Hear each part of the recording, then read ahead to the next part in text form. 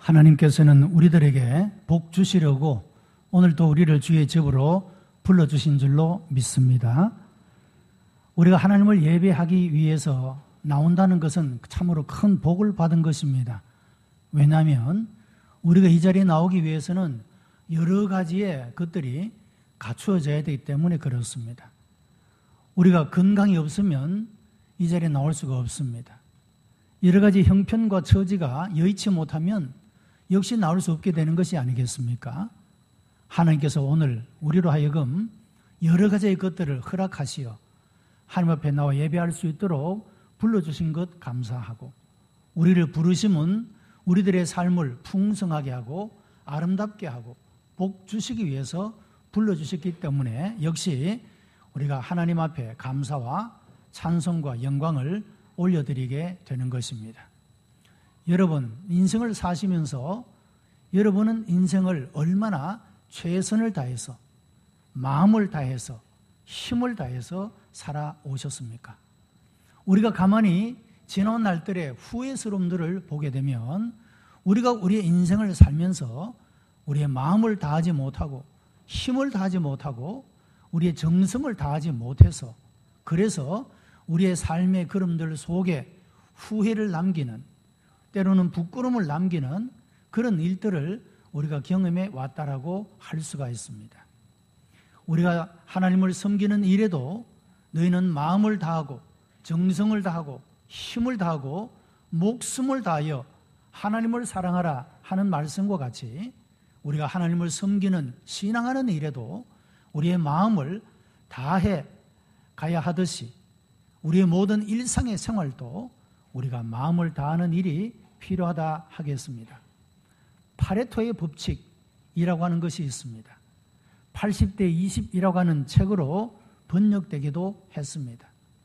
이것은 19세기 영국의 부와 소득의 유형을 연구했던 빌 프레도 파레토라고 하는 사람이 인구 전체의 부가 20%의 사람에게 집중되고 있음을, 부의 80%가 20%의 사람들에게 집중되고 있음을 발견하게 된 것입니다. 부뿐만 아니라 모든 사람들의 삶의 영역 속에 이런 현상이 있다는 것을 발견하게 된 것입니다. 요즘에는 이 부의 기울어짐이 더욱더 심각해져서 어떤 나라들은 5%, 어떤 나라는 3% 혹은 1%의 사람들이 한 나라의 부의 80%, 90%를 차지하고 있는 그런 나라들도 있는 것을 보게 됩니다. 어쩌면 자본주의의 그런 폐단이다 할 수가 있습니다. 한 사람이 너무 많이 가져서 말이죠. 그래서 다른 사람들이 쓸 것이 없게 되어지는 그런 경우를 봅니다. 여러분, 마더 테레사 수녀는 그런 이야기를 했습니다. 왜 이 땅에 굶어 죽는 사람들이 생겨나는가? 그것은 가진 사람들이 나누지 않기 때문이다. 그런 말을 했습니다. 여러분, 이 지구상에는 사람들이 살아가기에 절대 식량은 부족하지 않습니다. 그것을 나누어서 먹게 되면 아무도 굶지 않고 살 수 있는 풍족한 것이 이 땅에 있습니다. 그런데 사람들이 너무 자기의 창고에 많이 가둬놓고 한 사람이 너무 많은 것들을 소유하기 때문에 다른 사람이 먹을 것이 없게 되고 필요를 채우지 못하게 되는 그런 경우를 볼 수가 있다라고 하는 것입니다. 이 파레토의 법칙을 교회에 적용시켜 말해볼 수도 있지 않겠습니까? 교회 안에 많은 성도들이 있지만 모두가 다 일꾼은 아닙니다. 어떤 분들은 그냥 구경꾼도 있을 것입니다. 만약에 우리 개개인이 우리의 인생에서 내 마음을 다하고 정성을 다하고 힘을 다하고 정말로 생명을 다해서 우리가 우리의 인생의 삶을 경영해 간다면 우리 오늘과 같은 삶의 모습이 새로워지고 달라질 수 있지 않겠습니까? 정말로 우리가 인생을 살아오면서 내 마음을 다했습니까? 힘을 다했습니까? 정말로 목숨 걸고 우리 인생을 살아오셨느냐, 그 말씀이죠. 신앙의 생활도 마찬가지입니다. 정말로 우리가 마음을 다하고 힘을 다하고 정성을 다하고 목숨을 다하여 주님을 사랑하는 마음으로 우리가 신앙생활을 한다면 오늘 우리의 모습과 같이 그런 모습이겠습니까? 훨씬 더 하늘 앞에 보실 때 아름답고 멋진 그런 열매들을 맺어가는 삶이 되는 것이 아니겠느냐 하는 것입니다. 자, 여러분, 우리 개개인의 삶에서도 낭비되고 있는 80% 그런 일들이 많지 않습니까? 여러분, 학생들이 목표를 세웁니다. 그래서 공부를 합니다. 그런데 정말로 그 학생이 자기의 최선을 다하고 정말로 힘을 다하고 마음을 다하면 그 목표 이상을 이룰 수도 있을 겁니다. 그런데 많은 사람들은 그 목표에 도달하지 못하는 이유가 무엇입니까? 자기가 얼마든지 발휘할 수 있는 잠재력, 그 감추어져 있는 80%를 이끌어내지 못하고 마음을 다하지 못하기 때문에 결국에는 그 목표에 도달하지 못하게 되어지는 그런 경우를 볼 수가 있습니다. 학생들만이 아니라 이 세상을 살아가는 많은 모든 영역과 모든 분야에서 우리가 그런 현상들을 우리가 정직하게 고백하지 아니할 수 없게 된다라고 하는 것입니다. 자, 여러분, 이제 중요한 것은 우리가 이 한 해를 살아가면서 우리가 지금까지 살아오던 그런 삶의 방식으로 여전히 살 것이냐, 아니면 정말로 하나님의 말씀이 내게 주는 교훈의 말씀을 내가 듣고 이 말씀을 새롭게 다짐하고 결심해서 정말로 버려지는 내 인생의 시간과 내 인생의 역량들을 낭비하지 않고 정말로 마음을 다하고 내 힘을 다해서 내 인생을 살아간다면 분명하게 우리의 인생은 달라지게 될 줄로 믿습니다. 우리의 가정도 새로워지게 될 것입니다. 여러분, 그렇지 않습니까? 부부가 정말로 그 남편을 향하여, 아내를 향하여, 혹은 자녀가 부모를 향하여, 부모가 자녀를 향하여 정말로 최선을 다하고 있습니까? 정말로 우리의 힘을 다했는데 우리의 가정이 이렇습니까? 아픔이 있고 고통이 있습니까? 정말로 내가 내 마음을 다 쏟지 못하기 때문에 우리가 서로 상처를 주고 아파하는 그런 일들이 너무도 많이 일어나고 있다는 사실이 아니겠습니까? 자, 이제 우리가 개인적으로 우리가 우리 인생의 삶을, 그리고 우리 교회 공동체라는 이 교회 공동체가, 그리고 내가 살아가는 모든 삶의 영역에서 하나님이 기대하시는 이런 성공적인 삶을, 성공적인 사역을 이루기 위해서 오늘 말씀이 주는 교훈을 배우고자 하는 것입니다. 첫째는 동기부여의 원칙이었다고 하는 겁니다. 여러분, 느헤미야는 예루살렘 성벽이 무너졌다 하는 얘기를 듣고 그 성벽을 수축하고자 하는 그런 마음을 가지게 됩니다. 그 이전에도 많은 시도가 있었지만 그 모든 것들이 완성을 이루지 못하고 실패로 끝나버리고 맙니다. 그런데 이 느헤미야는 이 예루살렘 성을 수축하는 일을 아주 완성을 하게 되어지는데 그 첫 번째 그 성공적 사역의 법칙이 동기를 잘 부여했다라고 하는 것입니다. 여러분, 사람들은 그 일이 나와 관계가 없다라고 생각하면 움직이질 않습니다. 나하고 무슨 상관이냐, 그런 일들에 대해서는 마음도 두지 않고 관심도 두지 않게 되는 것을 봅니다. 물론 참여도 하지 않겠죠. 자, 그러나 이것이 내 일이다, 여러분 그렇게 생각하면 누구나 내 일이기 때문에 자기가 하지 않으면 안 되지 않습니까?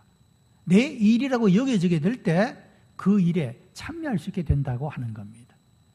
여러분, 느헤미야는 이 이스라엘 백성들에게 이 예루살렘 성을 건축하는 일이 나의 이름을 깨우쳐 주게 되었다고 하는 겁니다. 더 나아가서 이것은 영광스럽고 가치 있는 하나님의 일이라는 사실을 깨우쳐 주었다고 하는 겁니다.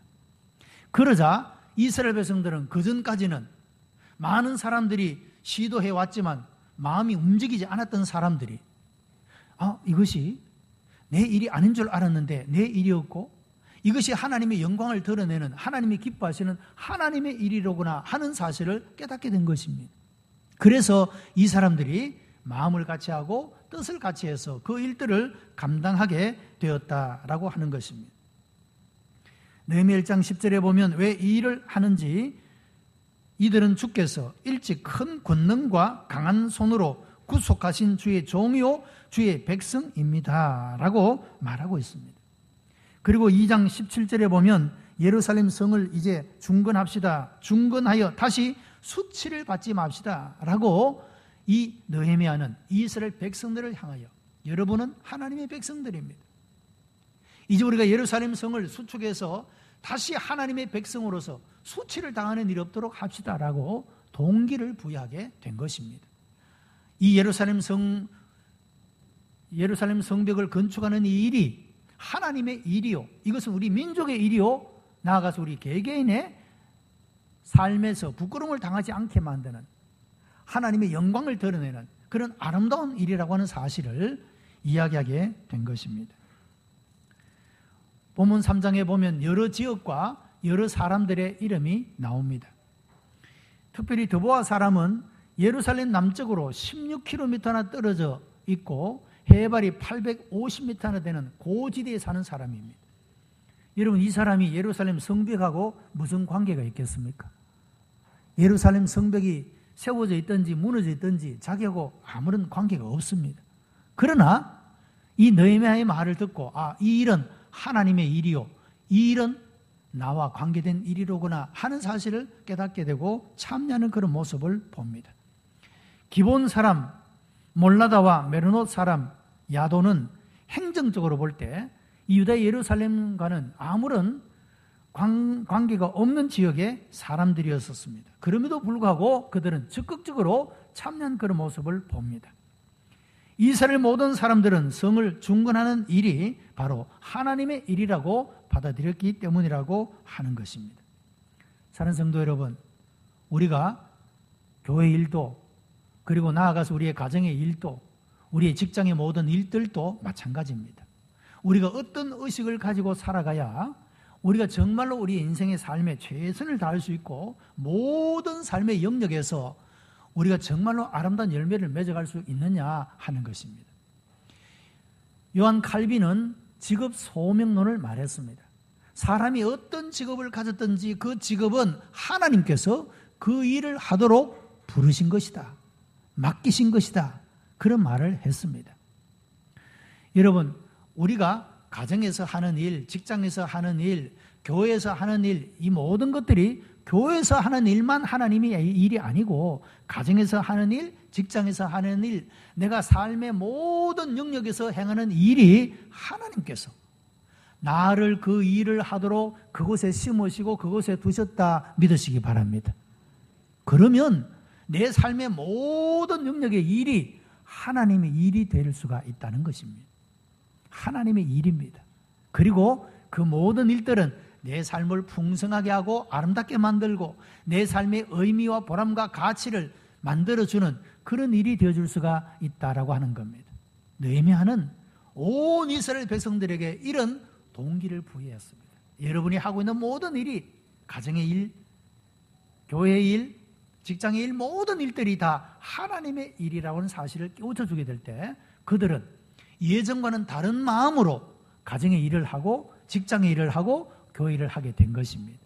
그러므로 이 모든 일을 통하여서 하나님의 일을 성취해가는 그런 아름다운 모습을 볼 수가 있다는 것입니다.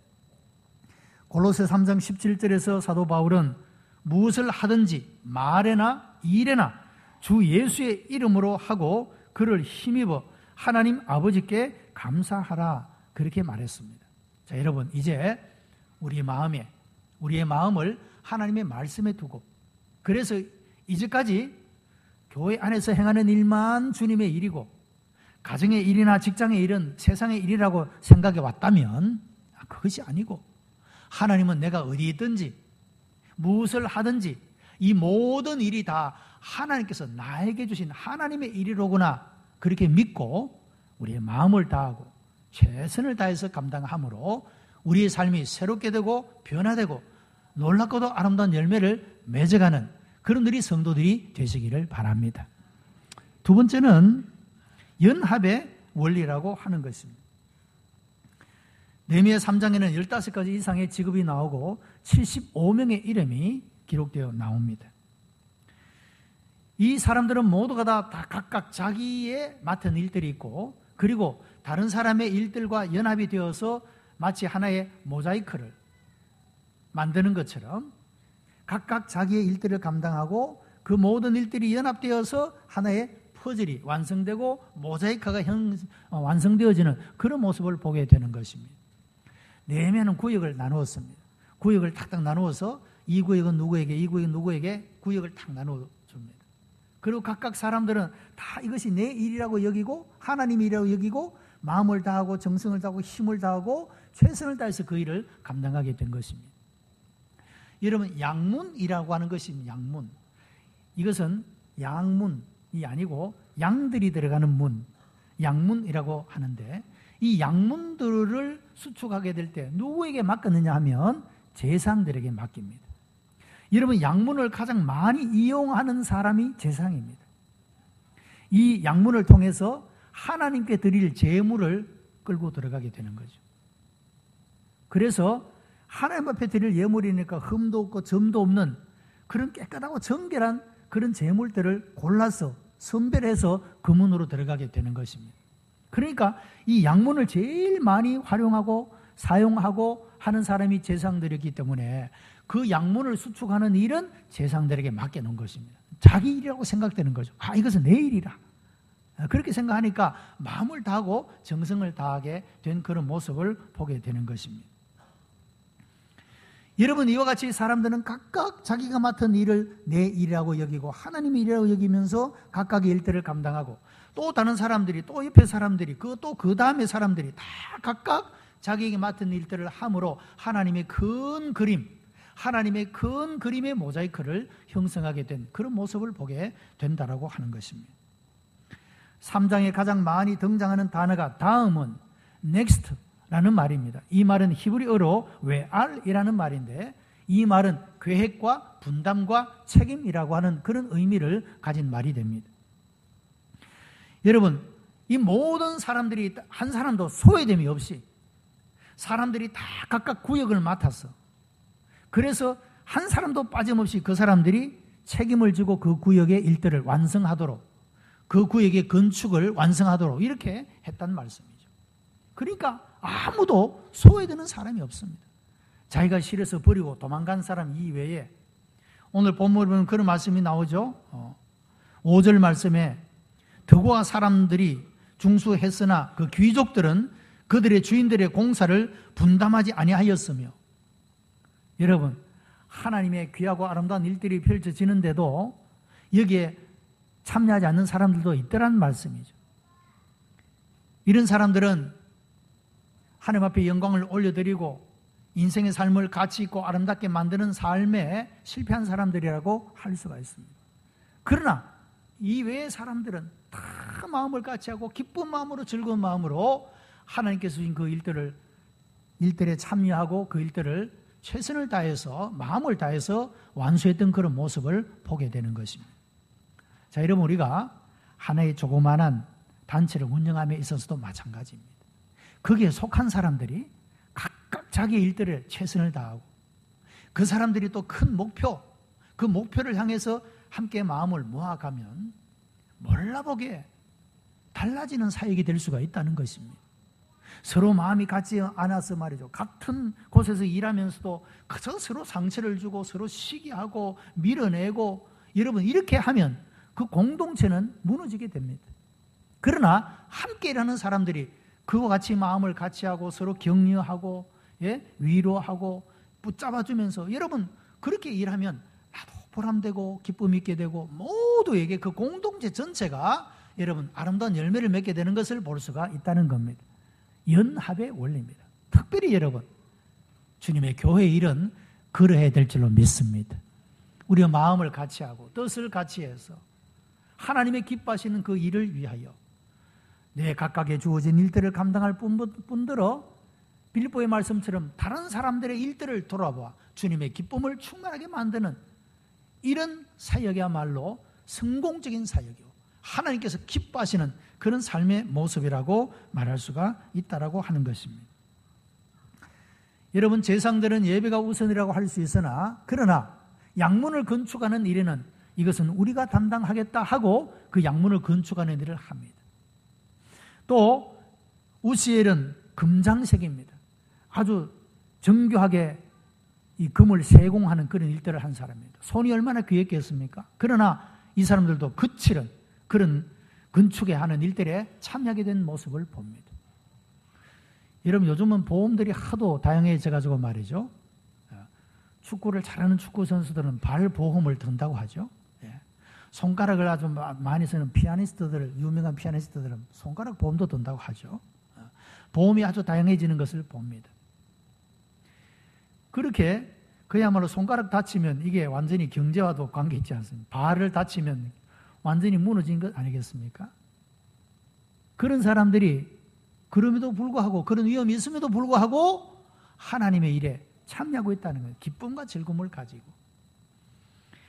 하나는 향품 장사로서 경제적으로 넉넉한 사람입니다. 예루살렘 이 성벽이 건축되든 안 되든 자기하고 별 관계가 없는 사람입니다.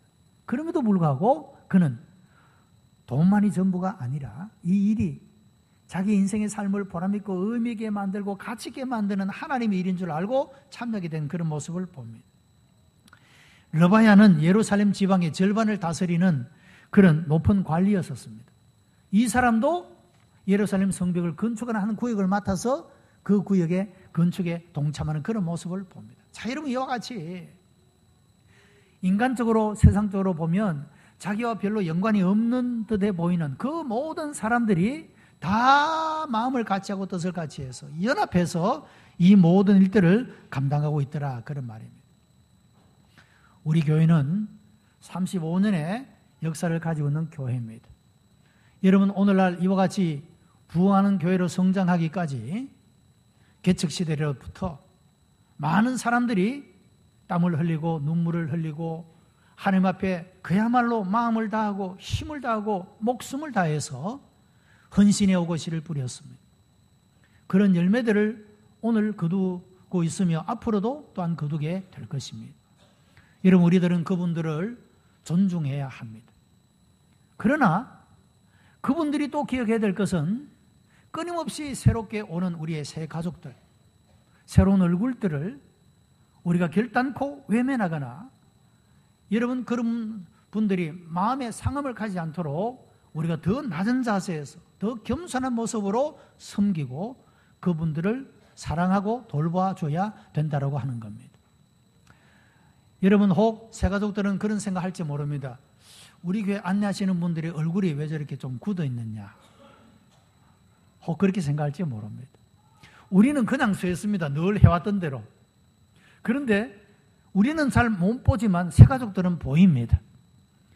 친절한지 온화한지 굳어 있는지를 금세 알 수가 있습니다. 우리는 너무 오랫동안 고정관념에 사로잡혔기 때문에 잘 모릅니다. 여러분, 그래서 새로운 얼굴들은 이 교회에 신선함을 줄 수가 있다는 거죠. 새로움을 가져다 줄 수가 있다는 겁니다. 좋은 전통들을 개성하고 그리고 새로운 아이디어들을 수용해서 개혁해 나가고, 여러분, 이 전통과 개혁 정신이 함께 잘 연합되게 될 때 하나님이 기뻐하시는 아름다운 교회가 될 줄로 믿습니다. 우리 모두는 그렇게 마음이 하나가 되고 연합되어져야 된다라고 하는 것입니다. 전도서 4장에는 두 사람이 한 사람보다 나음은 저희의 수고함으로 좋은 상을 얻을 것이라. 두 사람이 함께 누우면 따뜻해질 것이라. 연합의 아름다운 덕을 말씀해 주고 있습니다. 사랑하는 성도 여러분, 우리 교회는 여러분 모두의 힘이 필요합니다. 우리 모두가 다 주님의 일들에 적극적으로 감사함으로 즐거움으로 연합하여 참여함으로 여러분의 인생이 빛나고 하나님의 일들이 이루어지는 은혜가 일어나게 되기를 바랍니다. 세 번째는 격려와 칭찬의 원리입니다. 이 느헤미야서에서 왜 많은 사람들의 이름이 기록되었을까? 문빗장을 만들고 문고리를 다른 사람의 이름까지 왜 넣었을까? 여러분, 그렇게 중요한 일도 아니지 않습니까? 문고리 하나 다른 사람의 이름까지 왜 그랬을까? 그들이 수고한 것을 알아주고 칭찬하고 격려하기 위함이었다고 하는 겁니다. 여러분, 가정의 자녀들도 마찬가지입니다. 자녀들이 칭찬과 격려 속에 사는 아이들은요, 자존심이 강할 수 있습니다. 인생의 삶을 잘 감당해가는 그런 모습을 봅니다. 이런 우리가 비판을 10% 한다면 칭찬과 격려는 90%를 해야 합니다. 그래야지 그 비판이 의미가 있게 되는 것입니다. 매일 비판만 하고 칭찬은 조금만 하면 아이는 늘 부정적인 생각에 나는 할 수 없고 못하는 사람으로 각인이 되어져 버리고 많은 것입니다. 비판도 필요합니다. 깨우침도 필요한 것입니다. 그러나 칭찬과 격려가 훨씬 더 많이 있을 때 그것이 빛을 발하게 된다라고 하는 겁니다. 아, 그래, 해봐야지. 조금만, 내 잘못된 이것을 조금만 고치면 내가 더 훌륭한 사람, 더 온전한 사람이 될 수 있겠구나. 그런 소망을 가지고 힘을 얻게 되는데, 비판만 많이 들으면 나는 못한 사람으로 그렇게 절망해버리고 말게 되는 것입니다. 자, 여러분, 가정에서 자녀들이 얼마나 귀하게 존중의 여김을 받습니까? 자녀의 일이라면 밤낮을 가리지 않고 물불을 가리지 않습니다. 잘못해도 모든 것을 다 부모들이 그냥 기쁘게 웃으며 책임져 줍니다. 어른들은 쓸모가 없습니까? 여러분, 상담학에서 연세가 많으신 할머니와 할아버지와 함께 있는 손자, 손녀들은 정신질환이 없다고 합니다. 그리고 인간관계가 굉장히 온화하고 부드럽고 원만해진다라고 이야기를 합니다. 왜 그렇습니까? 할아버지, 할머니의 푸근함이 그 아이의 정서를 순화시켜 만들고 그 아이를 그렇게 만들어 간다고 하는 거죠. 여러분, 요즘에는 가족들마다 다 하나, 둘, 많아봐야 셋, 그렇지 않습니까? 지난번에 어느 모임에 가서 셋 있는 사람 손 들어보라니까 몇 사람 안 되더라고요. 여러분, 이와 같이 가족들이 단촐해지면서 소위 핵가족화 되면서 관계 형성이 잘 안 됩니다. 어디에서 누구에게서 그런 폭넓은 인간관계를 배우고 푸근함과 여유를 배울 수 있겠습니까? 여러분, 신구 세대가 아이와 어른들이 함께 어울려 있을 때 이 모든 것들이 아름답게 이루어져 갈 수가 있는 것입니다. 여러분, 이 교회도 이와 같이 우리가 서로 함께 연합해 가면서 신구 세대가 그리고 오래된 교인들과 새 가족들이 함께 연합해 가게 될 때 우리가 아름다운 일들을 이루어갈 수 있게 된다라고 하는 것입니다. 여러분, 우리가 격려와 칭찬이라고 하는 것이 얼마나 우리의 삶 속에 필요한지 모르는 것입니다. 바울은 교회가 아름다운 교회의 모습을 가지기 위해서 이 칭찬과 격려가 얼마나 필요한지 계속해서 강조하는 모습을 봅니다.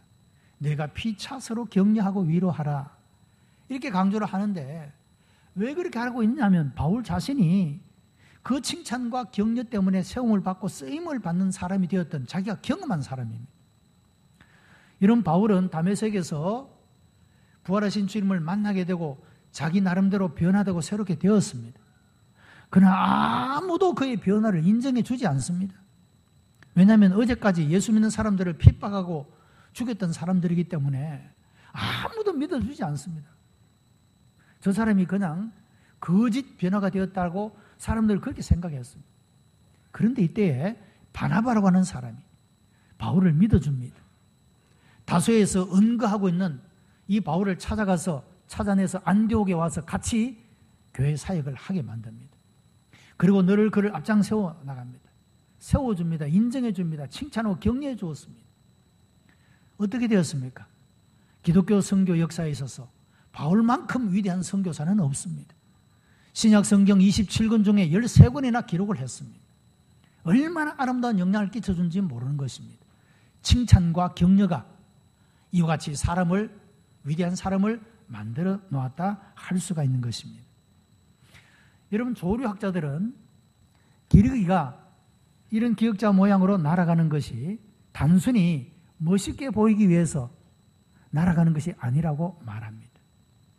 이것은 제일 앞장서서 날아가는 기러기가 공기의 저항을 제일 많이 받는데 자기가 공기의 저항을 받음으로 뒤에 따라오는 그 동료들에게 공기의 저항을 덜 받게 한다는 겁니다. 뒤에 따라오는 기러기들은 71%에만이 공기의 저항을 받는다고 합니다. 30%가 감소가 되는 거죠. 누구 때문에? 제일 앞에서 희생하는 사람 때문에. 그리고 이 뒤에서 따라오는 이 기러기들이 소리를 내지 않습니까? 뭐 소리를 어떻게 내는지 잘 모르겠어요. 어쨌든 소리를 내지 않습니까? 우리는 뭐 새가 소리를 낸다보다 운다라고 표현하죠. 사실은 그 표현은 적절한 표현은 아닙니다. 새가 왜 웁니까? 노래를 한다라고 할 수도 있죠. 그런데 기러기가 소리를 내는 이유는 제일 앞장서서 힘들게 다른 사람의 짐을 지고 가는 이 앞에 있는 그 동료를 격려하기 위해서 소리를 낸다는 거예요.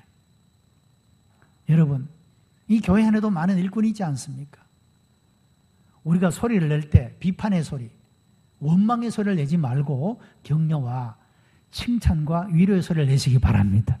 그러면 앞장서서 일하는 분이 정말 더 기분 좋게 더 힘을 내어서 그 일을 감당할 수 있지 않겠습니까? 그리고 너무 지치고 힘들면 자리를 바꾼다는 겁니다. 내가 이제 그 일을 하겠다는 거죠. 앞장서 가던 사람이 뒤로 물러나고 또 새로운 힘이 남아있는 그 동료가 앞장서서 또 그 일을 감당한다는 것입니다. 얼마나 칭찬과 격려가 아름다운 일들을 만들어내는가 하는 것을 볼 수가 있습니다.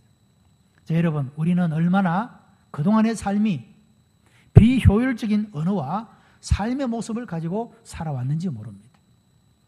우리가 칭찬하고 격려하면 할 수 없는 것도 하게 만들고 못하는 것도 할 수 있게 만드는 것을 보게 되는 것입니다. 우리 모두가 사람을 세우는 사람들이 되시기를 바랍니다. 가정에서 자녀들만이 아닙니다. 내가 만나는 모든 사람들에게 칭찬하고 위로하고 격려함으로 절망 가운데 있는 사람이 소망을 가질 수 있고 못한다고 하는 사람이 용기와 담대함을 가질 수 있게 된다라고 하는 것입니다. 하나님은 우리 한 사람 한 사람의 인생이 이와 같이 성공적인 인생의 삶을 살아가기를 원합니다. 우리가 속한 모든 공동체가, 교회 공동체, 직장의 공동체, 내가 있는 사업의 공동체가 성공적인 사역을 이루어가기를 원하십니다. 이 하나님의 말씀을 주목하고 이 하나님의 말씀의 교훈을 담아서 우리가 순종하고 실천함으로 우리가 정말로 하나님 말씀을 순종하는 이 일을 마음을 다하고 정성을 다하고 힘을 다하고 목숨을 다해서 감당함으로 우리 인생을 새롭게 만들어 나갈 수 있는 성공적인 인생의 삶을 살아갈 수 있는 그리고 교회 사역들을 성공적으로 이루어갈 수 있는 그런 우리 복된 성도들이 되시기를 주님의 이름으로 축복합니다. 기도하십시오. 은혜가 풍성한 하나님 감사합니다. 우리가 무엇이간데 있도록 사랑하여 주시어 하나님의 자녀를 삼으시고 날마다 은혜와 진리의 말씀을 주시니 감사합니다. 오늘도 주신 말씀에 교훈을 마음에 새기고 우리가 어느 곳에서 무엇을 하든지 그 모든 일들이 하나님 주신 일인 줄 믿고 마음을 다하여 최선을 다하여 감당하게 하시고 우리의 삶을 새롭게 만들고 우리가 하고 있는 모든 일들이 새로워질 수 있도록 은혜 베풀어 주시옵소서. 예수님 이름으로 기도드리옵나이다. 아멘.